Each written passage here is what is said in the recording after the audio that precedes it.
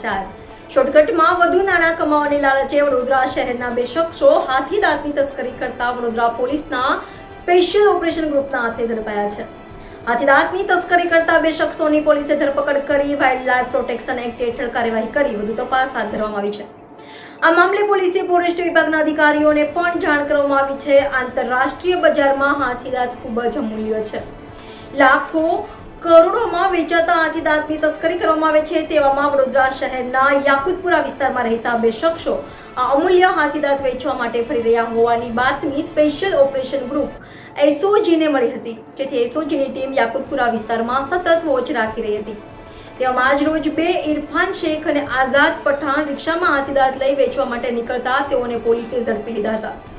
આ બંનેની પ્રાથમિક પૂછતાછ કરતા અમૂલ્ય હાથીદાંત બિહારની એક વ્યક્તિ પાસેથી મેળવ્યા હોવાનું અત્યાર સુધીની પોલીસ તપાસમાં બહાર આવ્યું છે. જોકે આ હાથીદાંત વિદેશી છે કે ભારતીય તેની તપાસ અર્થે આ દાંતના નમૂના દહેરાદૂન સ્થિત wild life institute of India ખાતે મોકલી તેનો ડીએનએ ટેસ્ટ કરવામાં આવશે, તેમ એસઓજી પીઆઈ વીએસ પટેલે જણાવ્યું હતું.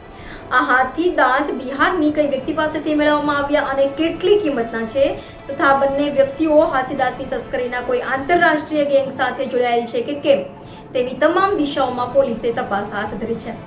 NN news Vadodara. દર્શક મિત્રો, તમારી આસપાસ બની રહેલી અવનવી ઘટનાઓ વિશે જાણવા માટે NN ન્યૂઝને લાઈક કરો, શેર કરો, સબસ્ક્રાઇબ કરો અને બેલ આઇકન પ્રેસ કરો, જેથી આપની નોટિફિકેશન્સ મળતી રહે.